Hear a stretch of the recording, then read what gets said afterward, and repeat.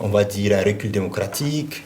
Quelque part, c'est effrayant que des organisations qui ont contribué à la vie publique de la nation puissent disparaître du jour au lendemain. D'autre part, j'ai envie de dire à tous ceux qui acceptent de jouer aux jeux politiques hors du cadre réel, ils vont se faire prendre. Et ça, c'est une leçon qu'il faut que tout le monde apprenne. Mais il faut que la leçon soit comprise. Qu'est-ce que vous voulez dire par là? Mais c'est une leçon à apprendre. La CEMAS fait partie des acteurs qui ont bénévolement poussé le régime normal à tomber.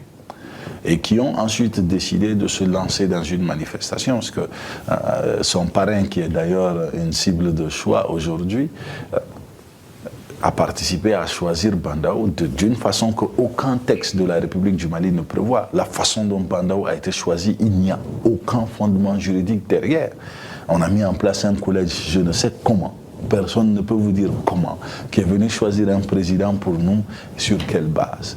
Et ensuite, les gens vont se lancer dans cette manœuvre de son parrain qui va décider encore de qui est, je sais pas, le premier ministre de la transition, ainsi de suite. Donc, quand les gens ont accepté de jouer au jeu politique hors du cadre établi, en ne respectant pas les lois, ils s'exposent. Est-ce que l'imam reconnaît cela? Mais il a reconnu avoir choisi Mokhtar Ouane, avoir contribué à ce choix, il l'a dit lui-même.